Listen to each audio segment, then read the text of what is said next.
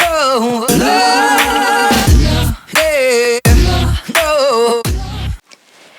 Hi everyone, welcome to my channel. Today we're going to be looking at sashiko stitching. So I'm going to be showing you the traditional running stitch which is used to make up lots of sashiko patterns. So as you can see, it's two alternating rows, so kind of like a brick effect, and it's just a nice simple basic entry into sashiko. So if I turn my sample around, I'm just going to show you what we're working with. So you can see here that I've created these loops just so there's not too much tension on the thread. So I will link all the videos down below in the description for you to see all the stages so you can start sashiko today. So let's start with this row of stitching. We're going to be moving the fabric towards the needle rather than the needle into the fabric to create our first row of stitching. Okay, so here's our first row of stitching, and then what you want to do is you're going to turn the fabric around and you're going to work in the opposite direction. So as we're alternating, I'm going to skip and start stitching up here.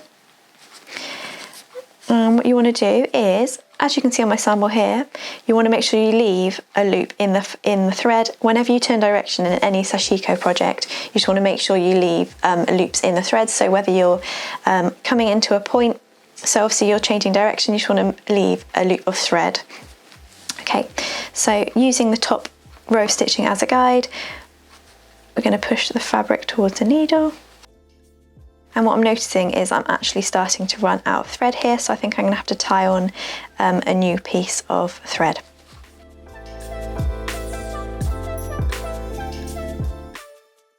Okay, so here's our first row of stitches. So what I'm going to do is I'm actually going to attach a new thread. So I'm going to snip and release my needle here.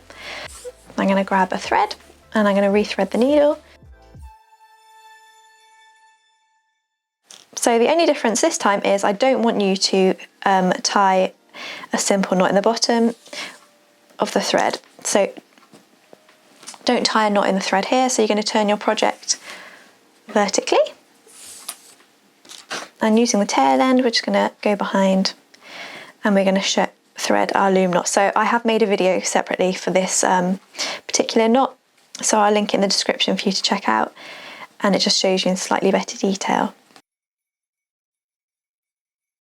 Okay, so now that I've attached the new line of thread, we can stitch a new row. So you're going to follow the same row as the top, so I'm going to come in here. Make sure I'm creating a loop with my thread.